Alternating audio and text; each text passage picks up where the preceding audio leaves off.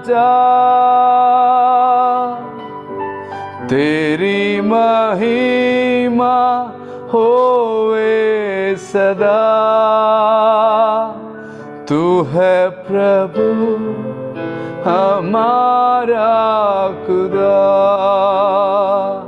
तू है प्रभु हमारा खुदा, तू है प्रभु हमारा खुदा।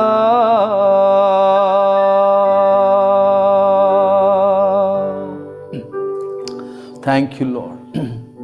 धन्यवाद खुदा परमेश्वर। Oh thank you Jesus, oh thank you Jesus, oh thank you Jesus, oh hallelujah, oh hallelujah. Oh, we give you thanks, Lord. Oh, we surrender, Lord. Oh, hallelujah, hallelujah. Thank you, Jesus. Thank you, Jesus. Thank you, Jesus. Oh, for this day, for this meeting. Oh, thank you, Lord. Thank you, Lord. All the honor and glory belongs to you. In the name of Jesus. Amen. Amen. Amen. जी, over to Pastor Vinitla. Thank you pastor ji. सुंदर आराधना करने के लिए हम आपका धन्यवाद करते हैं। ये समय होगा प्रभु के दास आदरणीय हमारे सैम सर का कि वो हमारे बीच में आकर प्रभु के वचन से शेयर करें। हम सब आपका वेलकम करते हैं सर, और साथ ही साथ हमारे हरपाल सिंह जी का भी हम वेलकम करते हैं सर। आगे का समय हम आपको सौंपते हैं। Thank you, Pastor Vinit Lal. Thank you, Pastor Manova, and all dear friends. We thank you for joining us tonight, and thank you for this privilege we have to share the word of God. धन्यवाद pastor Vineet, और धन्यवाद pastor मनोवा और सभी मित्रों जो आप हमारे साथ जुड़े हुए हैं, और ये समय के लिए हम प्रभु का धन्यवाद करते हैं। Just thinking, he said, जैसा कोई नहीं, there is nobody like Jesus. यीशु मसीह के समान कोई नहीं है। And so God has put it in the scriptures, in this Bible, that He is the only one whom we should bow to and worship. और परमेश्वर ने इस पवित्र बाइबल में इसे लिखा है कि सिर्फ यीशु मसीह है जिसके सामने हमें झुकना है और जिसकी आराधना हमें करनी है। God has put the focus on Jesus Christ from Genesis to Revelation.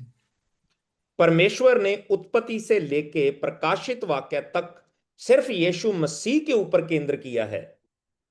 Therefore, it should be in our own lives that there is nothing, nobody else, but Jesus should come first in our lives. और हमारे जीवनों में और कोई चीज नहीं आनी चाहिए, सिर्फ यीशु मसीह ही पहले स्थान पर होना चाहिए। I was thinking about your group called the Messiah's Warriors. और मैं आपके समूह के बारे में सोच रहा था जिसे आप मसीहा योद्धा कहते हैं। You know, the Messiah is Jesus Christ, of course. और आपको पता है जो मसीहा है वो यीशु मसीह है। And talking about warriors means soldiers, fighters. और जो योद्धा होते हैं वो शूरवीर होते हैं, वो लड़ाई लड़ते हैं। Brave men and women. बहादुर स्त्रियां और पुरुष। Now, in the Bible we have the Old Testament and the New Testament. और बाइबल में हमारे पास है पुराना नियम और नया नियम। And in the Old Testament, पुराने नियम में we have God siding with the children of Israel. और पुराने नियम में हम देखते हैं परमेश्वर इस्राएल की संतान के साथ है। And you'll find wars and fightings and killings in the Old Testament, mind you. और पुराने नियम की बात कर रहे हैं हम कि वहां पे युद्ध होते हैं, लड़ाइयां होती हैं। There's a lot of killing also in the Old Testament. और बहुत सी मारकाट होती है, बहुत से लोगों का कत्लेआम होता है। And these are God's people who are fighting and killing. और ये परमेश्वर के लोग हैं जो लड़ रहे हैं और खून कर रहे हैं उनका। Why did God equip the Jewish nation to fight and defeat their enemies? परमेश्वर ने इस्राएली लोगों को अपने दुश्मनों को पराजित करने के लिए प्रशिक्षण क्यों दिया? Because in the Old Testament, these enemies were coming against Israel. क्योंकि पुराने नियम में हम देखते हैं कि ये जो शत्रु थे वो इस्राएलियों के विरुद्ध चढ़ाई करते थे। Therefore, they had to have weapons, physical weapons to fight. और इसीलिए उनके पास वो भौतिक हथियार होने बहुत जरूरी थे, Because they had physical enemies. क्योंकि उनके भौतिक शत्रु थे। Because it was a physical battle in the Old Testament. क्योंकि पुराने नियम में ये भौतिक युद्ध हो रहा था। And therefore, they had to kill, they had to fight, because these enemies would have wiped out the children of Israel had not God helped them. और यदि इस्राएली लोग लड़ाई नहीं लड़ते तो ये शत्रु उन्हें इस पृथ्वी पर से खत्म कर देते। And those enemies were backed by Satan himself because he wanted God's people to be destroyed. और इन शत्रुओं के साथ स्वयं शैतान का उनको समर्थन था, क्योंकि वो चाहता था कि इस्राएली इस धरती पर से समाप्त हो जाएं। So throughout the Old Testament, we see God protecting the children of Israel, protecting them, protecting them. और हम देखते हैं पूरे पुराने नियम में कि परमेश्वर इस्राएलियों की सुरक्षा करता है। Why? क्यों करता है वो? You may wonder, why was God doing all? We have such a history of the wars and the fighting and the killing and the weapons and all this stuff. Why? और आप शायद सोचें कि परमेश्वर ऐसा क्यों कर रहा था? ये जो इतिहास है लड़ाइयों का, ये सब क्यों हो रहा था? Because through the Jewish nation, through the children of Israel came the Messiah. क्योंकि इस्राएली जो लोग हैं, इस्राएलियों की जो पीढ़ी है, उसी के द्वारा मसीहा का आना था। So listen carefully. अब ध्यान से सुनिए। Therefore, the children of Israel or the Jewish nation, whatever you want to call them, they had to be preserved. और इसीलिए इस्राएलियों को या फिर यहूदियों को सुरक्षित रखना बहुत अहम बात थी। They had to be protected. उन्हें सुरक्षित रखा जाना चाहिए था। For centuries, सदियों तक, through many kings, rulers, बहुत से राजाओं से, बहुत से जो शासक थे उनसे, they also had their share of punishment and defeat, and Jerusalem was burnt and Israel was overtaken by the Assyrians. Nebuchadnezzar came and plundered Judah. They also have that history in the Old Testament. आप पुराने नियम में देखिए, इस्राएलियों के इतिहास में हम उनकी पराजित, उनका हारना, उनका गुलाम हो जाना, नबूकदनेस्सर के द्वारा हमला करना और उनको बंधुआई में ले जाना, ये सारा इतिहास भी हम उनको देखते हैं। Until Jesus came. जब तक यीशु मसीह नहीं आए। My question is, do you belong to the Old Testament or do you belong to the New Testament? अब मेरा सवाल यह है कि आप पुराने नियम के हैं या फिर नए नियम के हैं? Galatians 4 verse 4. गलातियों की पत्री 4 अध्याय उसका 4 वचन। Apostle Paul says this. प्रेरित पौलुस कहते हैं, In the fullness of time, जब समय पूरा हुआ, God sent forth his son, परमेश्वर ने अपने पुत्र को भेजा, born of a woman, made under the law. जो व्यवस्था के अधीन स्त्री से उत्पन्न हुआ। With the advent, the coming of Jesus and the new covenant, यीशु मसीह के आने से एक नई वाचा का आरंभ हुआ। Jesus did not continue the exercise of war and killing and weapons. यीशु मसीह के आने के पश्चात उन्होंने लड़ाइयों को और मारकाट जो हो रही थी उसको बंद कर दिया। So if you want to be a warrior, a fighter, और यदि आपको योद्धा बनना है, शूरवीर बनना है, The Bible teaches us, the New Testament teaches us who is our enemy. तो नए नियम में हमें बताया गया है कि हमारा शत्रु कौन है। It's not a physical enemy. शारीरिक दुश्मन नहीं. हमारा शत्रु शारीरिक नहीं है, भौतिक नहीं है, He's a spiritual enemy. वो आत्मिक शत्रु है। Therefore, our weapons have to be spiritual, not carnal. और इसीलिए हमारे जो हथियार हैं वो आत्मिक होने चाहिए, भौतिक नहीं होने चाहिए। वो Today, throughout history, and today, you and I are living in today, we see wars. अब देखिए, इतिहास से लेकर आज तक हम देखते हैं युद्धों को, लड़ाइयों को। You see, we've read about the history of wars. We read all the history of wars, what happened this country, that country. But we are living in a war-like world. अब देखिए, हम लोग इतिहास में पढ़ते हैं देशों की आपस में लड़ाइयां हुई, राजाओं की आपस में लड़ाइयां हुई, लेकिन वो उतना ही नहीं है। आज के समय में भी हम युद्ध के क्षेत्र में हैं, या आज के समय में भी लड़ाइयां होती हैं। Bhai behan log, do you know how many people are being killed right now? और आपको पता है आज के समय में कितने लोग मारे जा रहे हैं यहां पे? Do you know the kinds of weapons they are using today? और आपको पता है वो किस प्रकार के हथियार इस्तेमाल करते हैं? You know how they can wipe out cities and towns and thousands of people, wipe them out, kill them. और कैसे वो लोग शहरों को, गांवों को और पूरे देशों को वो बर्बाद कर सकते हैं। Are you part of that war? क्या आप उस युद्ध का हिस्सा हैं? Are you part of that Old Testament type of warring and killing? क्या आप पुराने नियम की उस जो युद्ध नीति थी, आप उसका हिस्सा हैं? Or have you stepped into the New Testament, the New या covenant? फिर आप नए नियम में आ चुके हैं? So that's why, there were all these weapons. In those days, there were swords and shields and all these things, spears and javelins.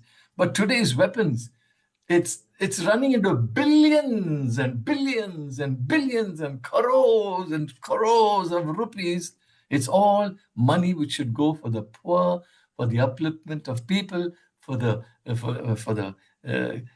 development of the nation. It's going to kill. और आप देखिए, पुराने समयों में युद्ध होते थे तलवार से, भाले से, और ये सब हथियार थे उस जमाने के। लेकिन आज देखिए, अरबों रुपया खर्च हो रहा है विनाशक हथियार बनाने के लिए, और ये जो हथियार हैं पलक झपकते ही सब कुछ तबाह कर देते हैं। लेकिन ये जो पैसा इन हथियारों पे खर्च हो रहा है, ये गरीबों की भलाई के लिए और समाज के उत्थान के लिए इस्तेमाल होना चाहिए था। The battle has not stopped. युद्ध समाप्त नहीं हुए। It is a spiritual battle today under the covenant of Christ. और मसीह की वाचा के अधीन अब आत्मिक युद्ध हो रहे हैं। And our weapons, the Bible says, are not carnal, physical weapons. और बाइबल बताती है कि हमारे जो हथियार हैं वो भौतिक नहीं हैं, वो शारीरिक नहीं हैं। Because our enemies are not physical people. क्योंकि हमारे दुश्मन शारीरिक लोग नहीं हैं। Our Lord Jesus taught, love your enemies. हमारे प्रभु ने सिखाया कि अपने शत्रुओं से प्रेम करो। So when you see people killing their enemies, shooting them, blasting them, sending jets and planes and missiles and drones, don't you weep? और जब आप देखते हैं कि लोग अपने दुश्मनों पर हथियार फेंकते हैं, उनके ऊपर ड्रोन से, मिसाइल से, रॉकेट से उनके ऊपर गोलियां चलाते हैं, जब आप ये सब देखते हैं तो क्या आपकी आंखों में आंसू नहीं आते? People are running for their lives. They are starving. They're taking bags, small little bundles of clothes and running. और लोग अपनी जान को बचा रहे हैं। Don't we feel sorry? क्या हमें दुख नहीं होता? Is God pleased that his own creation is being killed? क्या परमेश्वर खुश होता है कि उसकी स्वयं की सृष्टि को ही नाश कर रही है? That's why we Christians have a different kind of battle. इसीलिए हम मसीही लोगों का जो युद्ध है वो अलग प्रकार का है। You're not an Old Testament warrior हम पुराने नियम के योद्धा नहीं हैं, because you don't have any physical enemies. क्योंकि आपका शारीरिक शत्रु नहीं है। Our enemies are not flesh and blood. हमारा शत्रु लहू और मांस नहीं है। Anytime the media says this and that, and the media wants to brainwash the Christians. Basically, that's the whole thing. और मैं आपको बताता हूं कि जो मीडिया है ये मसीही लोगों के दिमाग को भ्रष्ट करना चाहता है। Yeah, because जब ये चीजें आप देखें, they want you to change your mind. वो चाहता है कि आपका दिमाग बदल जाए। They want you to love this country, hate that country. They are putting hatred in you against God's creation. और मीडिया वाले कोशिश कर रहे हैं कि आप उस देश से नफरत करो, उन लोगों से नफरत करो। वो चाहते हैं कि सृष्टि ही सृष्टि से नफरत करे। And we take sides. So sad. We take sides. और बड़े दुख की बात है कि हम भी देशों का पक्ष लेते हैं। Jesus is teaching his disciples, his very disciples who are Old Testament Jewish men. He's teaching them. अब देखिए, प्रभु यीशु अपने चेलों को सिखाते हैं, उन यहूदी लोगों को प्रभु सिखाते हैं। And they know the history of Israel. They know the Old Testament. It's not something new. They know what the Jews faced and how the battles, the victories, and the defeats. He's talking to people who have the knowledge. Their tradition is the Old Testament. और प्रभु यीशु उन लोगों को सिखा रहे हैं जिनका एक इतिहास है लड़ाइयों का, युद्धों का। और प्रभु यीशु उनको बता रहे हैं जिन्हें सब कुछ याद है अपने दुश्मनों के द्वारा किए हुए उस विनाश का। And here Jesus is teaching them, love your enemies. और यहां पे प्रभु उनको सिखा रहे हैं, अपने शत्रुओं से प्रेम करो। You know why? पता है क्यों? Because he is created in the image of God. क्योंकि वो परमेश्वर के स्वरूप में रचे गए हैं। God has a common love for everybody. परमेश्वर सबको समान प्रेम करते हैं। That's why he gives rain on the just and the unjust. He sends the sunshine on the just and the unjust. He sends pure air for us to breathe. Whoever you are, that is a common love. और इसीलिए प्रभु धर्मी पर और अधर्मी पर बारिश भेजते हैं, वो धूप भेजते हैं धर्मी पर भी और पापी पर भी। वो सबसे समान प्रेम करते हैं। Then he has a special love. और फिर उसका विशेष प्रेम है Those who are believers and followers of Jesus Christ. जो लोग यीशु मसीह में विश्वासी हैं, वो उनसे विशेष प्रेम करते हैं। And therefore he teaches us और इसीलिए how वो हमें सिखाते हैं to wage a war, how to fight. Because I saw this, Messiah's warriors. I thought, okay, let me just look at it because it's very interesting, isn't it? क्योंकि मैंने देखा मसीही वॉरियर, तो मैंने सोचा कि इस पे थोड़ी बात की जाए। Now you can't go around telling the devil, I command you, I'll shoot you, I'll kill you. He's a spirit, man. You can't do all that. और आप देखिए, आप जाकर ये नहीं कह सकते, शैतान मैं तुझे मार दूंगा, मैं तुझे गोली मार दूंगा, तुझे उड़ा दूंगा। नहीं, वो आत्मा है, आप उसको नहीं मार सकते। You can put any weapon and hit him. He is not going to die. अब देखिए, आप कोई भी हथियार ले आए, शैतान उससे नहीं मरेगा। Only one person took away his authority. सिर्फ एक ही व्यक्ति के पास अधिकार है उसको खत्म करने का। Took away his weapon of death. उसका जो मृत्यु का हथियार है उसको छीन लिया उससे। Through his resurrection, the Lord Jesus Christ. प्रभु यीशु मसीह ने अपने पुनरुत्थान के द्वारा मृत्यु का हथियार छीन लिया। So let us get some help from the scriptures on this topic. और आइए इस विषय पे पवित्र शास्त्र में से कुछ मदद मांगते हैं। And look at Ephesians chapter 6. और आइए इफिसियों 6 में जाएं।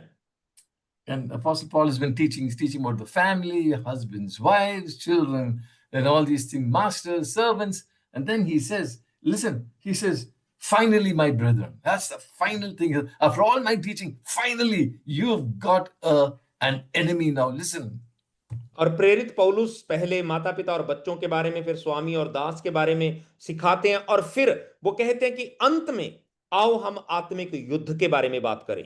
Finally, my brethren, be strong, not in your weapons, not in your guns, not in your tanks, not in your fighter jets, not in nuclear weapons, but be strong in the Lord.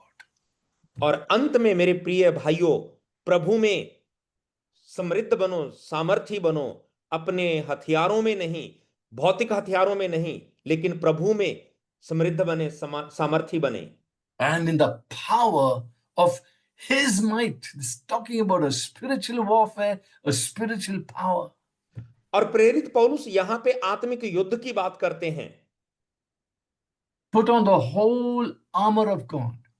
परमेश्वर के सारे हथियार बांध लो। Apostle Paul is writing this because in those days, they all had weapons of warfare. They had a sword, they had a spear, they had a helmet, they had a breastplate of steel, they had armor, they had loins with chains, and they had to protect their legs and their feet. It was all physical weaponry. और उन दिनों में भौतिक जो शरीर हथियार होते थे, जैसे ढाल, भाला, तलवार, और अपनी टांगों को ढकने के लिए, अपने सीने को ढकने के लिए, ये सब भौतिक हथियार होते थे उस जमाने में। Paul is so brilliant. I tell you, he's a brilliant man. अब देखिए, पौलुस बहुत ही बुद्धिमान व्यक्ति है। He's taking from the natural weapons to a spiritual weapon. वो Weapons. भौतिक हथियारों को लेके आत्मिक हथियारों की बात करता है। He says, आपका दुश्मन कौन है? We do not wrestle against flesh and blood. No man is your enemy. वो कहता है कि हमारा युद्ध इंसान से नहीं है, कोई इंसान आपका शत्रु नहीं है। Did someone do wrong to you? क्या किसी ने बुरा किया आपके साथ? Is there some little ladai jagda in the family? क्या आपके परिवार में छोटा मोटा लड़ाई झगड़ा हुआ किसी के साथ? Congregation. कई बार कलीसिया में लड़ाई झगड़ा होता है हमारा। Not you, but pastor against pastor. Not you. आपने. I'm saying आप other people. आपकी बात नहीं हो रही, दूसरे पास्टरों को देखिए, पास्टर आपस में लड़ाई झगड़ा करते हैं। And flesh and blood are not our enemies. People are not our enemies. This is categorically teaching by Jesus Christ and his apostles. आप देखिए, ये प्रभु यीशु मसीह की शिक्षा है और उसके प्रेरितों के द्वारा बताया गया है कि हमारा जो शत्रु है वो शारीरिक नहीं है। Here he says, here's the list of our spiritual spiritual enemies in the heavenly places, in the atmosphere. और यहां पे वो बता रहा है कि हमारा जो शत्रु है वो इस संसार का नहीं है, वो जो स्वर्गीय स्थान है वहां पे है वो। So don't take up any physical armor, but take on the spiritual armor of God. तो आप भौतिक हथियार ना उठाएं, आप परमेश्वर के आत्मिक हथियार उठाएं, So that you will have victory in your own life. ताकि आप अपने जीवन में विजय को पा सकें। And then he talks of the, how to protect our head and protect our chest and our loins and the word of God, which is our sword, and the gospel, which is the covering for our feet. He describes all this from a spiritual aspect. और वो आत्मिक पक्ष से बताता है कि अपने सिर को, अपने सीने को और हमारे पूरे शरीर को कैसे हमें ढकना है। And all these things are spiritual things that we have to take in and meditate on and get strong in these spiritual, if you call weapons, the spiritual things against the devil. और हमें इन सभी हथियारों को हमें लेना है, इनको पहनना है और इसमें हमें दृढ़ बनना है। आप इन हथियारों को, जो आप आत्मिक हथियार कहते हैं, उनकी बात हो रही है ये। I'm only saying this because your name is Messiah's Warriors. That's why I'm telling you. और मैं ये इसलिए कह रहा हूं क्योंकि आपका नाम है मसीही वारियर। 2 Corinthians chapter 10. दूसरा कुरिन्थियों 10 अध्याय। We are in the flesh. हम शारीरिक हैं। Verse 3. 3 वचन। We live in this body. हम इस शरीर में चलते फिरते हैं, but in the ladai, we do not war according to the flesh. लेकिन हम युद्ध में शरीर के हिसाब से नहीं लड़ते। Do you see how much of fighting goes on the roads? और आपको पता है सड़कों के ऊपर कितनी लड़ाइयां होती हैं, Especially if you live in a big city like Bangalore, और everyone is one. विशेष तौर पे यदि आप एक बड़े शहर में रहते हो जैसे बेंगलोर में, Yeah, someone comes in your way, this motorbike comes there, this scooter comes there, this auto rickshaw. They all want to fight. They all want to hit one another. In 1 second, they become inflamed. The fire comes up. और आप traffic में देखिए किसी को side मत दीजिए कि कोई किसी के आगे आ जाता है, एकदम झट से भड़क जाते हैं लोग, आग आग बबूला हो जाते हैं लोग। I tell you, if you hate your brother, you are also a murderer. और प्रभु ने कहा कि यदि आप अपने भाई से नफरत करें तो आप हत्यारा हैं। We do not want to go and hit a person with our fists. हम किसी को जाके घूंसा नहीं मारना चाहते। क्योंकि टेस्टिमनी खराब हो जाएगा। हाँ, यदि हम ऐसा करेंगे तो हमारी गवाही के ऊपर असर पड़ेगा। बट हमारा मन में I want, we want to grind our teeth and just put a smile, but inside, oh, it's a big झगड़ा। हाँ, लेकिन हम अपने मुंह पे मुस्कुराहट रखते हैं, स्माइल रखते हैं, लेकिन हमारे अंदर पूरी आग जल रही होती है। Our weapons are not this carnal weapons which you're reading about and witnessing in this world. It's not carnal. We have weapons, but not carnal weapons. इसलिए हमारा युद्ध शारीरिक नहीं है, हमारे हथियार शारीरिक नहीं है। जो युद्ध हम लड़ रहे हैं वो आत्मिक युद्ध है। But mighty in God, लेकिन प्रभु में सामर्थी, and I'll just stop with this phrase, pulling down strongholds. तो हम इन जो उसके जो गढ़ हैं उनको ढाने की बात कर रहे हैं। So where are the strongholds? तो ये जो किले हैं ये कहां पे हैं, गढ़ कहां पे हैं? Oh, in my neighbor. There are strongholds in my neighbor. ओ, मेरे पड़ोसी के उधर एक दृढ़ गढ़ है, गढ़ है There वो। are strongholds there, those temples and all this place. Lot of strongholds. और हम कहते हैं कि उनके घर में मंदिर है, जो वो एक शत्रु का किला है। Bhaiya, the stronghold is here in पर मैं आपको us. बता रहा हूं कि ये जो दृढ़ गढ़ है वो उधर मंदिर में नहीं है, हमारे That's where मन में है। we have to pull down our imaginations. We have to pull down hatred. We have to pull down pride. All these things, we got to pull them down. हमें अपनी कल्पनाओं को ध्वस्त करना है, ढा देना है, और ये जो मानसिकता है हमारी, हमें उसे खत्म करना है। A spiritual warfare is victory in our own lives. जो आत्मिक युद्ध है वो हमारे खुद के अंदर की विजय है। Our Lord showed the example of being tempted in the wilderness. और प्रभु यीशु मसीह ने इसकी उदाहरण दी जब उनकी उजाड़ में आजमाइश की गई। He had the power to make those stones into bread. He had the power to take the stone and hit the devil also. प्रभु के पास सामर्थ्य थी कि वो पत्थर को रोटी बना दें, और प्रभु के पास सामर्थ्य थी कि वो पत्थर से शैतान को मार दें। Because he could have put one stone in that sling like David. It went round and round and hit that big 9-foot giant and knocked him to the ground. और जिस प्रकार दाऊद ने एक पत्थर गुलेल में डाल के उस गोलियत को मार दिया था, प्रभु भी उस एक पत्थर से शैतान को मार देते। वो दुश्मन था शैतान. He was the enemy Satan. And he used his words to defeat the devil. और उसने अपने वचनों का इस्तेमाल किया शैतान को हराने के लिए। Our Lord would not displease his Father. और प्रभु अपने पिता परमेश्वर को कभी अप्रसन्न नहीं करेंगे। Just then he was baptized and the Holy Spirit came on him in the form of a dove. And God said, "This is my son in whom I am well pleased." He pleased the Father for 30 years. क्योंकि वो उसी समय तो उनका बपतिस्मा हुआ था, और बपतिस्मा लेते ही वो उजाड़ में गए थे, और उस समय प्रभु की आवाज आई थी कि ये मेरा प्रिय पुत्र है जिससे मैं बहुत प्रसन्न हूं।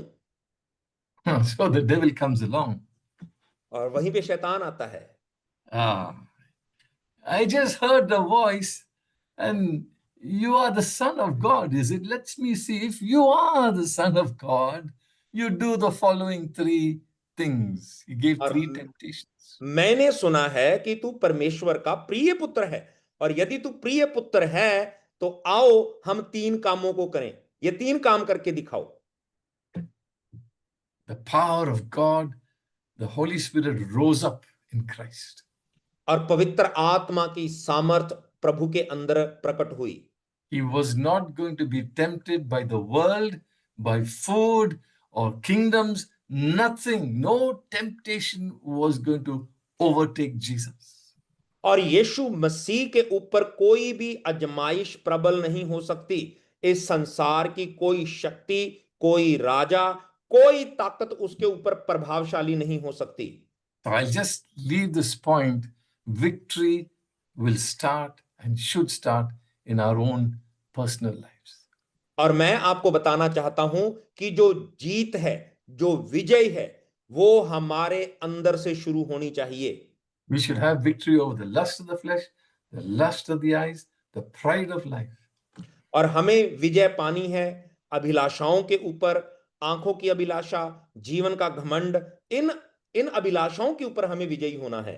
We see many things like the devil will show you, look at this, look at that, show Jesus. But we say, no, I'm not going to fall for those things. The things of this world don't excite me anymore. और शैतान ने प्रभु को वो सारी चीजें दिखाई, देखो ये क्या है, वो देखो, लेकिन प्रभु ने कहा कि इन चीजों में मुझे कोई दिलचस्पी नहीं है। Okay, let's go to this, the focus of Jesus in the scriptures. आओ हम देखें यीशु मसीह के ऊपर जो जो जो जो जोर दिया गया है धर्मशास्त्र में। Yesterday we saw how Christ was in the creation. और कल हमने देखा था कि कैसे यीशु मसीह उपस्थित थे सृष्टि में। There, right from Genesis. हम उत्पत्ति से देखते हैं। That's why nobody wants to teach Genesis. Even the church doesn't teach Genesis. Sorry to say that. और मैं माफी चाहता हूं ये बताते हुए कि कलीसिया के अंदर भी उत्पत्ति में से सिखाया नहीं जाता। And the world does not want to teach Genesis and the Old Testament. और संसार भी नहीं चाहता कि यीशु मसीह के बारे में बताया जाए। We should go back. That's the Bible. You shouldn't leave it off. It's not a Sunday school story. This is truth. God अब created. देखिए Jesus was there in the creation. In the beginning was the Word. ये Our children need to know this. ये Sunday school की कहानियां नहीं है, ये Bible की सच्चाई है कि परमेश्वर सृष्टि करता है, परमेश्वर ने सब कुछ बनाया है। Our children are more engaged with the mobile phones and what other people put into their minds and their eyes than us to put the scriptures into our children. और हमारे बच्चे तो मोबाइलों में घुसे रहते हैं, वो संसार की तमाम बातें उनके दिमाग में आ रही हैं। तो हमें चौकन्ने होना है और हमें अपने बच्चों के दिमाग में परमेश्वर का वचन डालना है। You won't get this in the beginning, God created the heaven and earth. You won't get that in the textbook. You won't get that in the school. You can go to a Christian school, any kind of school. That aspect of the syllabus is gone. और आप किसी भी school में चले जाएं, चाहे Christian school में चले जाएं, वहां का जो पाठ्यक्रम है, सिलेबस है, उसमें भी ये बात नहीं होगी कि परमेश्वर ने ये सब कुछ बनाया है। If Apostle Paul and Jesus, they all talked and experienced the temptations of the devil, the power of the devil. और प्रेरित पौलुस ये सारी बातें बताता है प्रभु यीशु मसीह के बारे में, शैतान की सामर्थ के बारे में, और जो अजमाइश की सामर्थ है उसके बारे में। We cannot just leave that and say, oh, we are not bothered about the devil. We are in Christ. We are saved. We are the righteousness of God. We are protected by God. He's a real spiritual enemy waiting to destroy our souls. और आप देखिए, आप यूं ही आप लापरवाह नहीं हो सकते। हम तो प्रभु में हैं, हमने उद्धार पाया है, हम तो बचाए गए हैं, दुश्मन हमारा कुछ नहीं बिगाड़ सकता। ये सब बातें बोलकर आप अपने आप को धोखा नहीं दे सकते। Because he is God's enemy. क्योंकि वो परमेश्वर का शत्रु है, He hates God. वो परमेश्वर से नफरत करता है, He hates his son. वो उसके पुत्र यीशु से नफरत करता है, He hates the church. वो कलीसिया से नफरत करता है, He hates the followers of Jesus Christ. वो यीशु मसीह के चेलों से नफरत करता है। That's why you'll find the world not supporting Christ and his truth. और इसीलिए आप देखेंगे कि जो संसार है वो यीशु और उसकी सच्चाई का समर्थन नहीं करता। The only hope is you teaching the families and teaching your church. और प्रभु को आप ही से आशा है कि आप ही अपने परिवार को और अपनी कलीसिया को सत्य वचन सिखाएंगे। And if you do not teach the scriptures accurately, the people will get a half truth. और यदि आप लोगों को सही वचन नहीं सिखाएंगे तो लोग आधा अधूरा सच सीखेंगे। I tell you, in order to teach, you have to study. और सिखाने के लिए मैं आपको बताता हूं, आपको खुद को पढ़ना होगा। It's good to pray, it's good to praise, but you've got to sit down and open the scriptures and study about Jesus Christ. और अच्छी बात है आप आराधना करते हैं, अच्छी बात है आप प्रार्थना करते हैं, लेकिन उससे भी अच्छी बात है कि आप बैठें और परमेश्वर के वचन को पढ़ें। Because the devil will steal the scriptures from our hearts. क्योंकि जो शैतान है वो हमारे मनों में से परमेश्वर के वचन को चुरा लेता है। That's what Jesus said in Mark chapter 4. He says, Satan, the devil will come and take away the seed which was sown. और इसीलिए मरकुस 4 में प्रभु यीशु ने कहा कि शैतान आएगा और उस वचन को चुरा ले जाएगा। Therefore, how much of our hearts should be cultivated, prepared for the seed to come inside and bear fruit. तो हमें सोचना है कि हमारे मन कितने ज्यादा तैयार होने चाहिए परमेश्वर के वचन को ग्रहण करने के लिए और उसको उपजाऊ बनाने के लिए। Satan had such an experience of being thrown out of heaven. और शैतान के पास बहुत अनुभव है क्योंकि उसे स्वर्ग से निकाला गया है।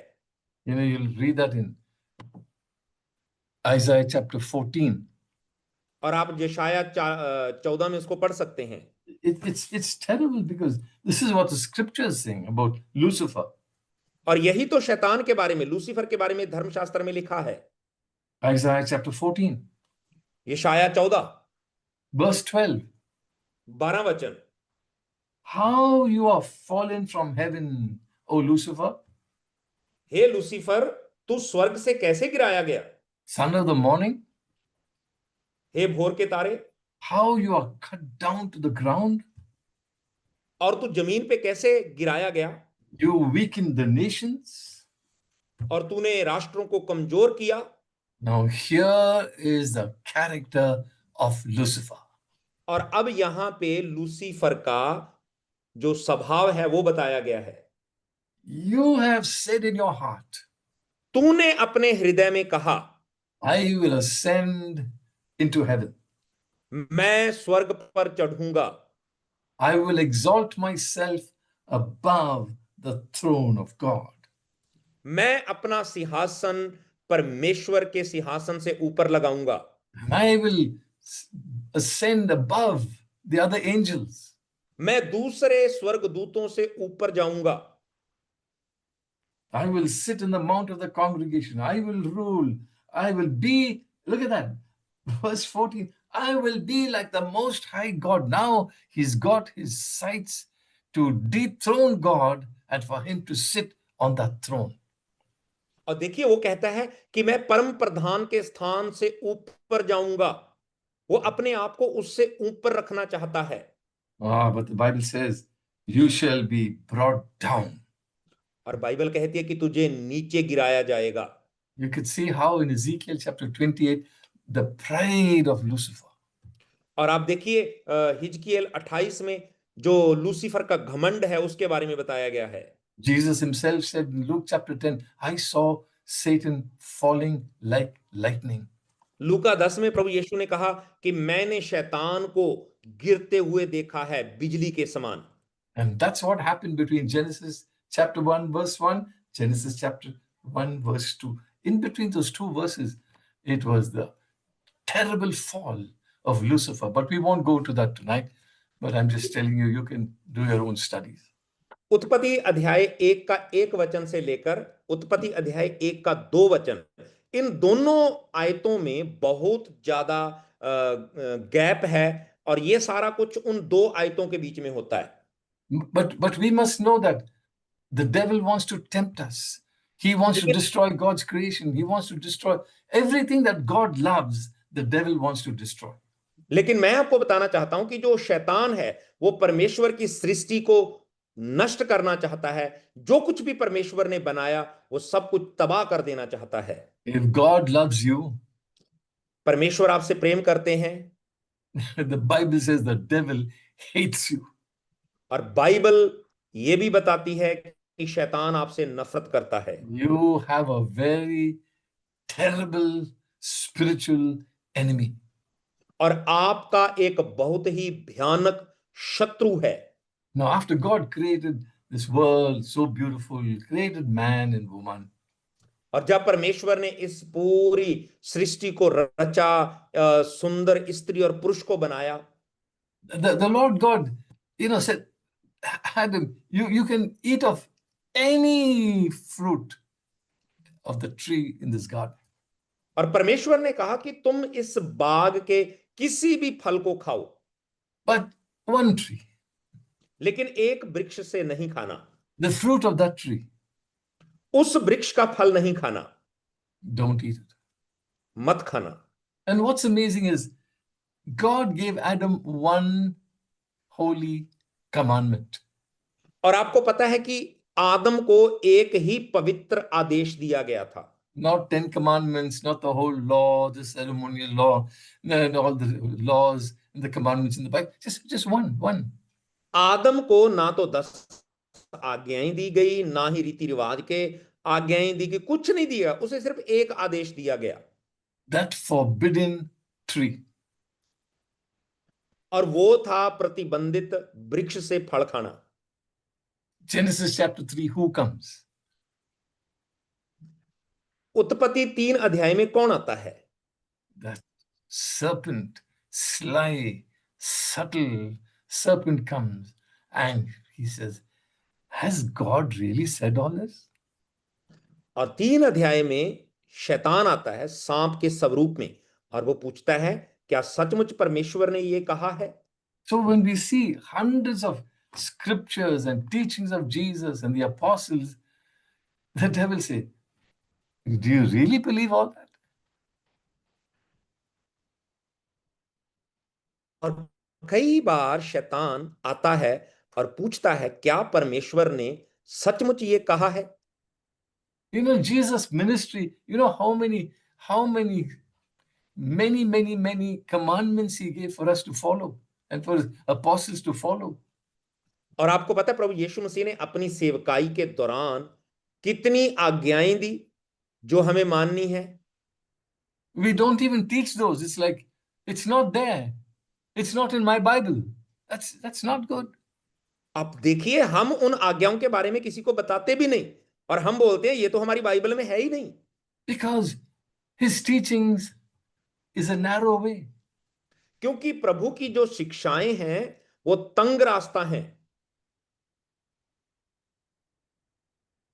We love the broad way. We love the happy way. We don't want to be restricted and for us to be strict, isn't it? और हमें तो खुला रास्ता पसंद है, आनंद वाला रास्ता पसंद है. हमें तंग मार्ग अच्छा नहीं लगता. But the devil questioned God's word. लेकिन शैतान परमेश्वर के वचन पर सवाल उठाता है. Let us be careful in our own lives. We don't question the teachings of Christ. अब देखिए, हमें अपने जीवन में सावधान होना है. हमें यीशु मसीह की शिक्षा पर सवाल नहीं उठाना. Anyway, just let's proceed a little to Genesis chapter 3. और आइए उत्पत्ति 3 में चलें. Said, no, God, we may eat of all the trees of the garden, but just one we should not eat or even touch it. और उसने कहा हम सारे बाग के फल खा सकते हैं, लेकिन एक फल नहीं खा सकते. Now remember this enemy. the enemy of God, the enemy of creation, the enemy of man, he says, अब देखिए you will not die. अब देखिए परमेश्वर का शत्रु, सृष्टि का शत्रु और इंसान का शत्रु कह रहा है, नहीं, तुम बिल्कुल नहीं मरोगे। God said, the day that you eat of this fruit, you will surely, 100% surely die. परमेश्वर ने कहा जिस दिन तुम फल खाओगे तुम पक्का मर जाओगे। Not in your body, he died at the age of 930, not in your body, but in your spirit, you will be dead at that very second. वो शरीर की मौत की बात नहीं हो रही थी, वो तो 930 वर्ष का होके मरा। वो कह रहा था कि तुम अपनी आत्मा में मर जाओगे। So the doubt starts now. God said you will die. Satan says you won't die. Let us try. Let us eat and see if we will die. और यहां पे शक पैदा हो गया। परमेश्वर कहता है मर जाओगे और ये कह रहा है नहीं मरोगे।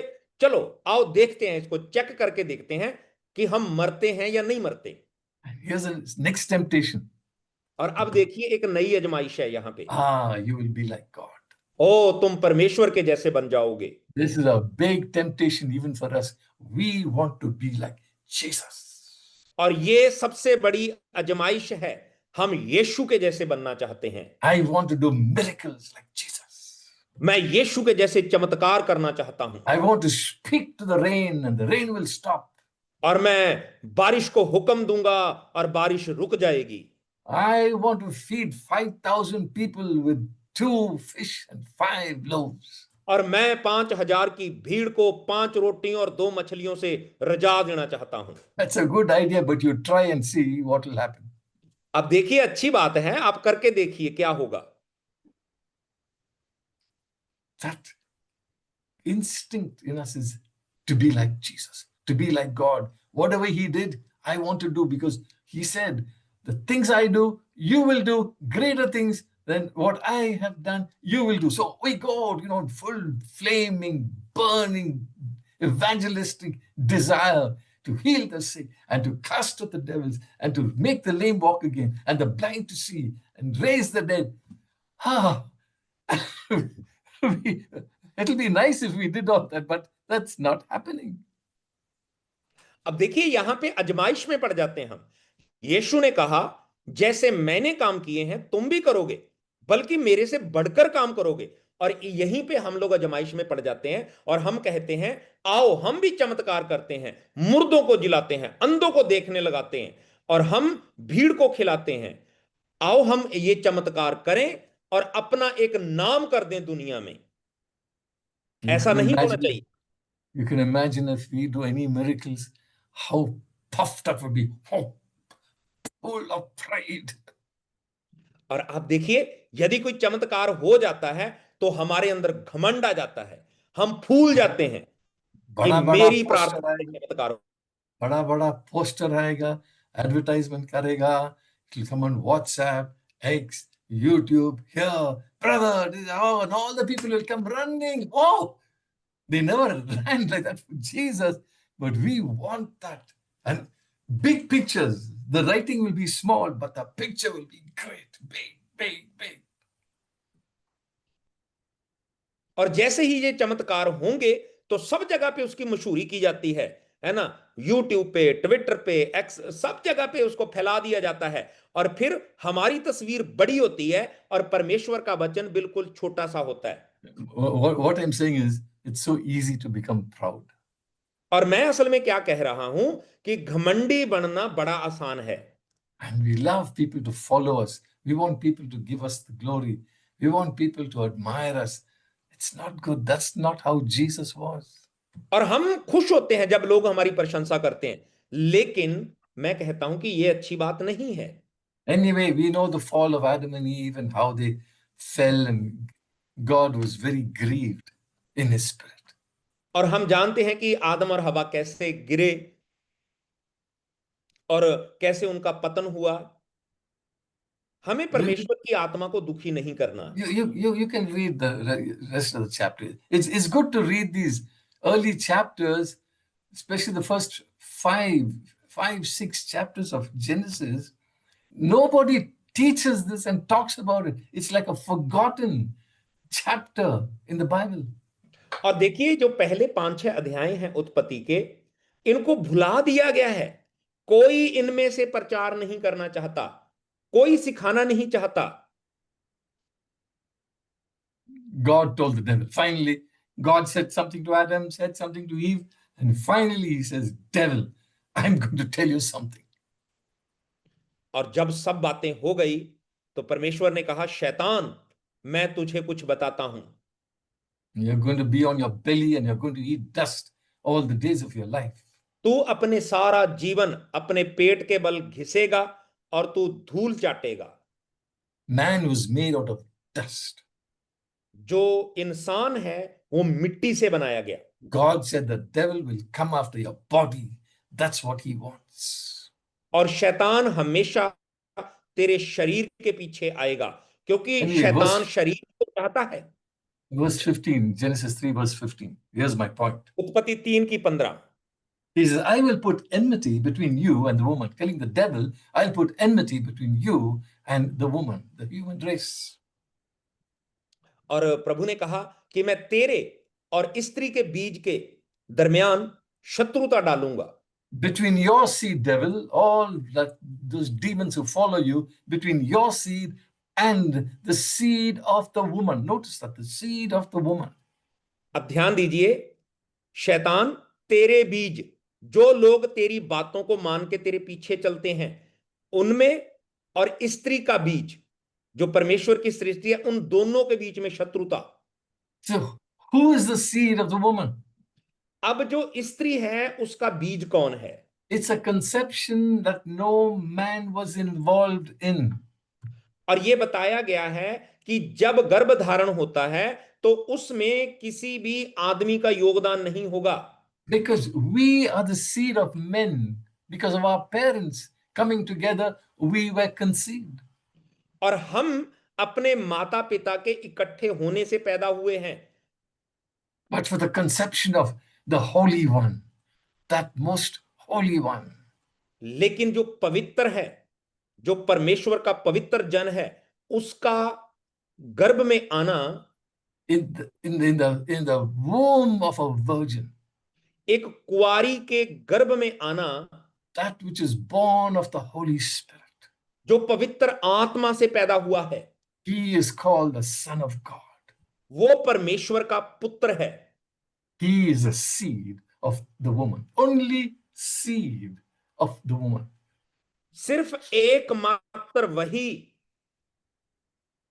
And here's the स्त्री gospel. का बीज है, Here's the Susamachar. Prabhu Here's the Yeshu gospel. मसीह। ये है सुसमाचार. This is the gospel. और वही सुसमाचार है, यही The सुसमाचार seed है। of the Lord Jesus Christ, he will crush your head. स्त्री का बीज प्रभु यीशु मसीह है। You want to know warriors? You want to know warfare? Look at our head. Hamara sir. What did he do to the sir of the devil? He crushed him. You know when? When he rose from the dead, he broke the power of the devil. और जब प्रभु यीशु मसीह मुर्दों में से जी उठे तो उन्होंने देखिए क्या किया, उन्होंने शैतान के सिर को कुचल दिया। And you devil, you shall bruise his heel. You will hurt him, you will bruise his heel, but he will bruise your head. You will not bruise his head, you'll only bruise his heel. That is his body only. और शैतान, तू उसकी एड़ी पे डसेगा, तू उसके sir पे चोट नहीं करेगा, तू सिर्फ उसकी एड़ी को डस सकता है, लेकिन वो तेरे सिर को कुचल देगा। This is the gospel that Satan is going to be defeated by Jesus Christ. और यही तो सुसमाचार है कि शैतान को हरा दिया जाएगा यीशु मसीह के द्वारा। And what was the cost? और इसकी कीमत क्या है? The cost was his heel was bruised. Jesus' body was broken. और कीमत थी यीशु मसीह की एड़ी को डसा गया, उसने उसके शरीर के ऊपर डसा। When his body was broken, his blood was shed. जब उसका शरीर तोड़ा गया, उसका खून बह रहा था। And in the Old Testament, that blood was a covering, was an atonement for sins. और पुराने नियम में हम देखते हैं कि वो लहू प्रायश्चित का लहू था, उससे So that, पाप ढक दिए जाते थे, so that our sins can be not only covered, but cancelled through the ताकि blood of हमारे पाप सिर्फ ढके नहीं जाएं, लेकिन मिटा दिए जाएं। When Adam and Eve felt so naked because of their sins, जब आदम और हव्वा अपने पाप के कारण नंगे हो गए, for the first time there was animal slaughter, और killing. पहली दफा वहीं पर एक जानवर का बलिदान हुआ। Before that, there was no death. और इससे पहले तो कोई मृत्यु थी ही नहीं। But through one man's sin, death came. Romans एक chapter 5 एक from verse एक 12. व्यक्ति के पाप के कारण मृत्यु आ गई इस संसार में। And God had to take those skins, dripping with blood, covered Adam and Eve. और परमेश्वर को वो चमड़ी लेनी पड़ी, उस जानवर की चमड़ी को उतार कर परमेश्वर ने उनको वो पहना दिया। Because that was the picture, it was only a type of what happened from the foundation of the world. In Genesis 13, it says, the lamb that was slain from the foundations of the world. It was already there. It just was waiting for man to sin and he gets atonement. अब देखिए, ये तो उत्पत्ति से शुरू हुआ था।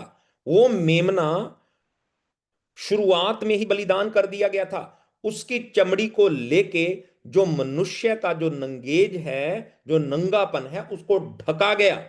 और ये तो शुरू से चला आ रहा है। Jesus' blood was shed 2000 years ago. 2000 साल पहले यीशु का लहू बहाया गया।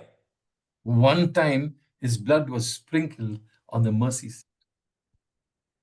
और एक बार उसका लहू उस वाचा के संदूक के ऊपर, उसके ऊपर छिड़का गया, as an atonement for our sins. हमारे पापों के प्रायश्चित के लिए। In the Old Testament, they had to take the blood, the high priest, every year to atone for the sins of the people. और हर साल महायाजक वो जानवर का लहू लेता है और उसके ऊपर छिड़कता है, हर साल लोगों के पाप को ढकने के लिए। But our high priest, Jesus Christ, लेकिन हमारा महायाजक यीशु मसीह once and for all, he offered his pure spirit and he shed his blood and sprinkled it on the mercy seat once and for all, never again to repeat it. एक ही बार उसने अपने पवित्र लहू को बहा दिया, छिड़क दिया और पाप को धो दिया। अब दोबारा किसी लहू के बहाए जाने की जरूरत नहीं है। I would like for you to learn and study these verses from Luke chapter 24. को सीखें, पढ़ें आप। These are words of Jesus. He said it, so it has truth. क्योंकि ये प्रभु यीशु मसीह के वचन हैं और प्रभु यीशु मसीह के वचन सच हैं। Luke chapter 24, verses 44 and 46. और लूका रचित सुसमाचार उसका 24 अध्याय 45 और 46। This is after the resurrection of Christ. ये यीशु मसीह के पुनरुत्थान के बाद की बात है। And if we have time, we will see tomorrow the humanity of Christ when he was on the earth and the divinity of Christ when he is in heaven. और हमें कल समय मिलेगा तो हम इस पे बात करेंगे, यीशु मसीह का पुनरुत्थान और यीशु मसीह का महिमावंत होना स्वर्ग में। When he was on the earth, it was in his mortal body. It was flesh and blood. और जब वो इस संसार में था तो वो भौतिक शरीर में था, लहू और मांस में। But now in heaven, he is in a glorified body. लेकिन अब स्वर्ग में वो महिमावंत शरीर में है। And so he says this in Luke. It's good for us to learn these very, very important verses that we should know. और ये बहुत ही महत्वपूर्ण वचन है, हमें पढ़ने चाहिए ये। So after he rose from the dead, he meets those two disciples on the road to Emmaus, and then he comes to the upper room, and you know that story, right? और आपको कहानी पता है, जब प्रभु यीशु मसीह मुर्दों में से जी उठे तो वो इमाउस के रास्ते पे दो चेलों से मिलते हैं और उनसे बात करते हैं। And then he says something in verse 44. We should know this verse, very important. और 44 वचन में वो कुछ कहते हैं, हमें ये पता होना चाहिए। And this is what he said after his resurrection to his disciples. और अपने चेलों से उसने कहा पुनरुत्थान के बाद, He said, "These are the words which I spoke to you while I was still with you. When I was in my mortal body with you for 3 years, these are the words I was teaching you and telling you." और ये मेरी वो बातें हैं जो मैंने तुम्हारे साथ रहते हुए तुमसे कही थी, That all things must be fulfilled which were written in the law of Moses, three sections of the Old Testament, the law of Moses, the prophets, and the Psalms concerning me, concerning him. और यहां पे वो बताते हैं कि मेरे बारे में जो कुछ लिखा गया, और यहां पे 3 हिस्से बताते हैं वो नए नियम के, मूसा की व्यवस्था, भविष्यवक्ता और भजन। इन तीनों में जो कुछ भी मेरे बारे में लिखा गया है वो सारी बातें पूरी हों। That's the whole Old Testament. और ये 3 हिस्से ही तो पुराना नियम है। Do you realize the law of Moses, the Psalms, and the prophets? It's all the Old Testament. और ये जो मूसा की व्यवस्था, भजन और भविष्यवक्ताओं की रचनाएं, ये ही तो तीनों मिलकर पूरा पुराना नियम बनाते हैं। Yes, the Old Testament talks about Noah and the flood and Abraham, Isaac, Jacob, children of Israel, and all those things. It's all there, all there, all there. But the Old Testament is about Jesus Christ. और आप देखिए पुराने नियम में नूह का जहाज, याकूब, यूसुफ, वो सब हैं, लेकिन वो सारी बातें यीशु मसीह के बारे में हैं।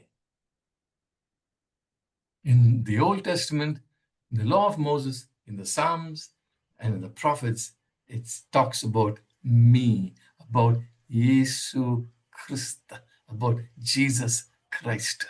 पुराने नियम में मूसा की व्यवस्था, भविष्यवक्ता और भजन संहिता, ये इन तीनों हिस्सों में जो लिखा गया है वो यीशु मसीह के बारे में लिखा गया है। My brothers and sisters, these are Jewish people. They know the Old Testament. That is their tradition. That is their culture. They know everything. But they did not know. मेरे प्रिय भाई और बहनों, वो सब यहूदी लोग हैं, वो इन सारी चीजों को जानते हैं। क्या वो नहीं जानते थे उसके बारे में? Sometimes it's like us, you say, yeah, brother spoke, yeah. We know what he spoke. He said this, he said that. He spoke very well. What did he say? I don't know, but he said something nice. It sounded good to my ear. What did he say? I don't know, something from the Bible he spoke for 1 hour. और हम लोग कहेंगे, हाँ brother Sam ने Bible में से कुछ सिखाया, बहुत अच्छा सिखाया, लेकिन सिखाया क्या वो तो मेरे को नहीं पता, लेकिन हाँ अच्छा सिखाया। These are Jews, disciples of Jesus Christ. They know the whole Old Testament. You don't know and I don't know. They knew the whole Old Testament. ये यहूदी लोग थे प्रभु यीशु मसीह के चेले, वो सारा पुराना नियम जानते थे। हम नहीं जानते, लेकिन वो लोग जानते थे। And here is a miracle in verse 45.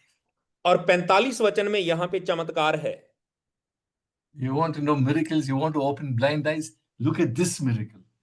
और आप चमत्कार देखना चाहते हैं, अंधों की आंखें खुलना देखना चाहते हैं, यहां पे देखिए। He opened their understanding that they might comprehend the scriptures. तब उसने पवित्र शास्त्र बूझने के लिए उनकी समझ खोल दी।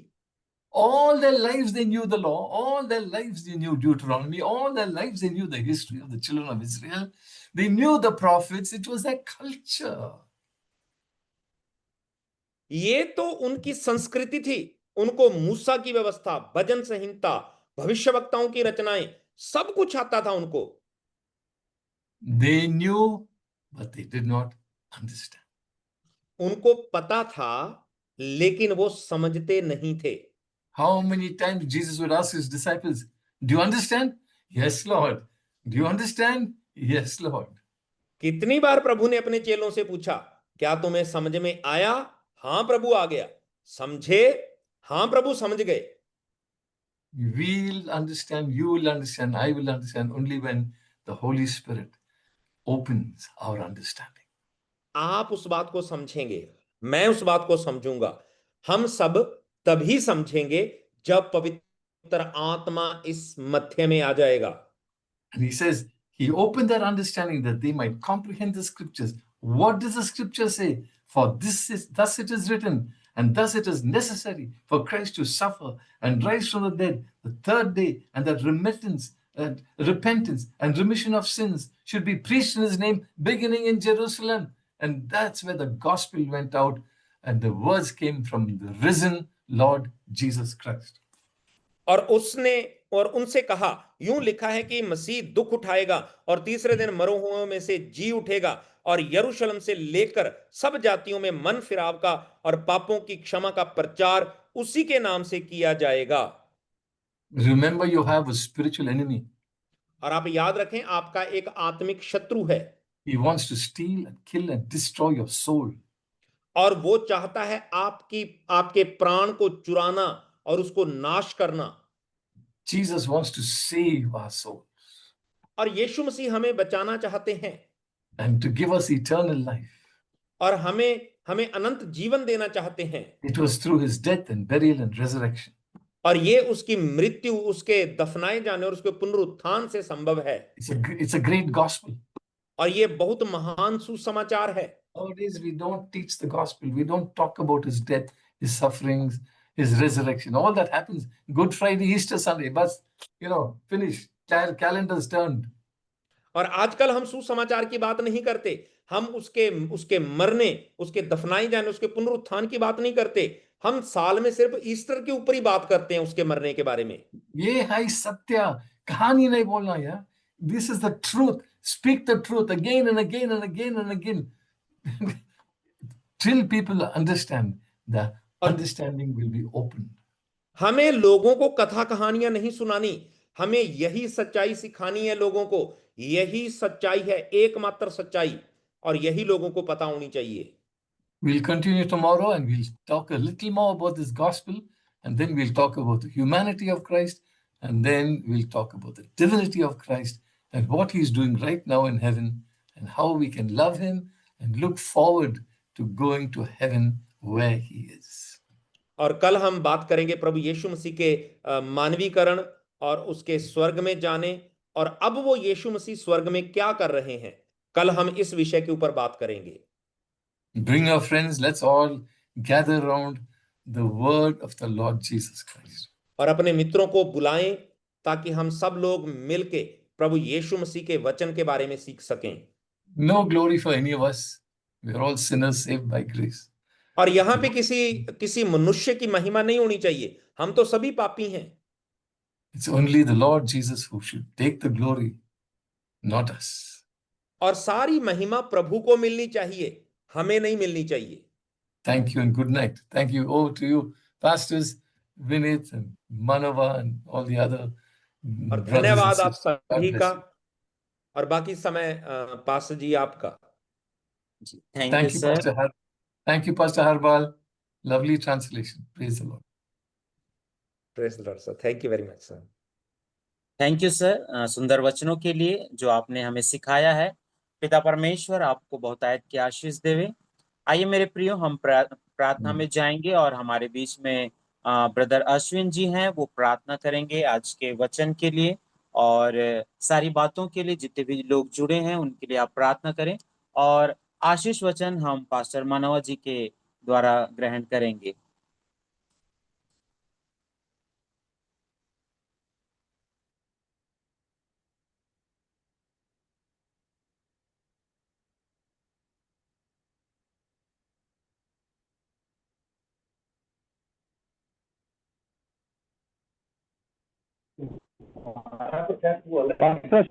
आवाज नहीं आ रही, आपकी आवाज नहीं आ रही, वॉल्यूम नहीं आ रही।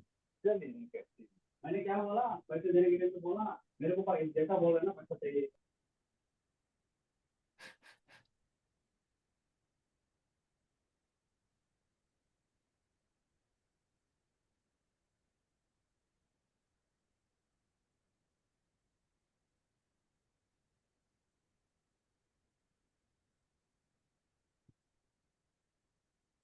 पास्टर अश्विन जी, ओके, हम प्रार्थना में जाएंगे और पास्टर जॉर्ज जी हमारे बीच में प्रार्थना करेंगे सारी बातों के लिए।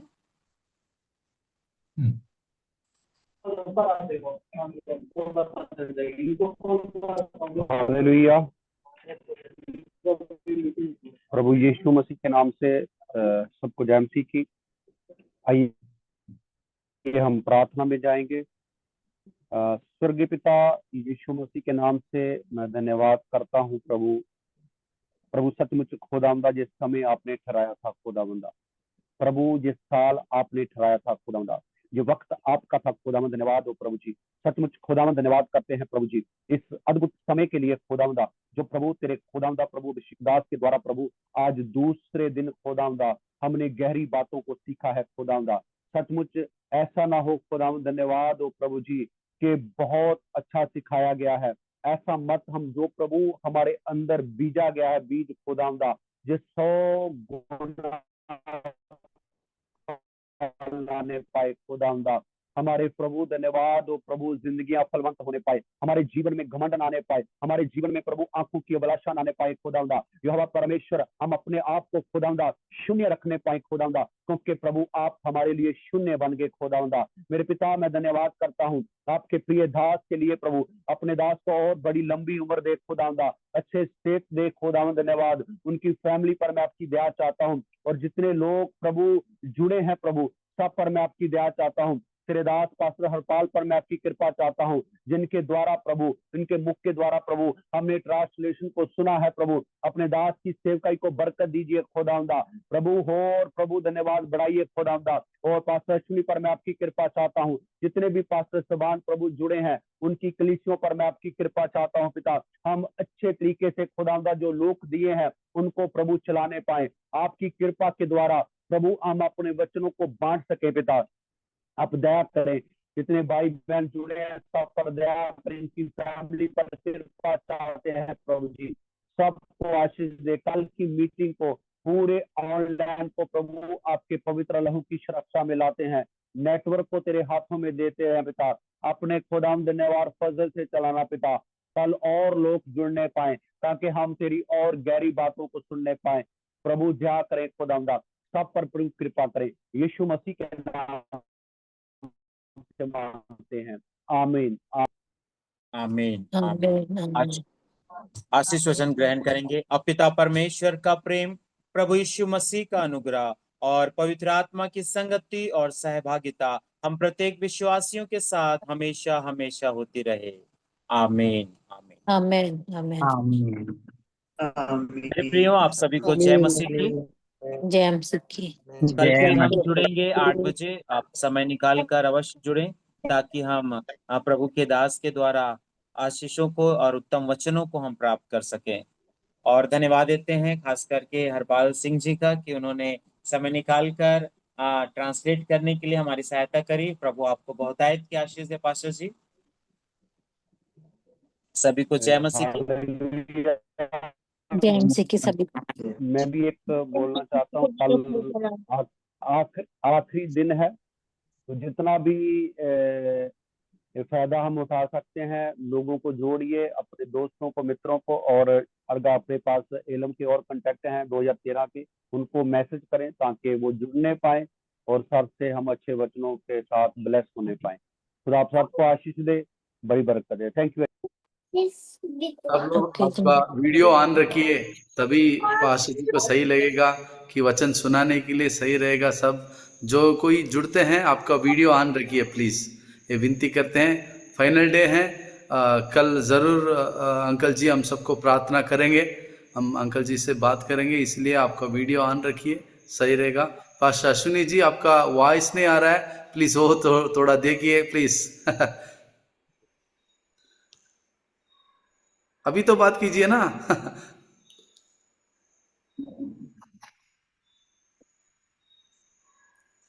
म्यूट हो गया आपका, म्यूट हो गया, म्यूट हो गया, म्यूट दिखा रहा है आपका आवाज।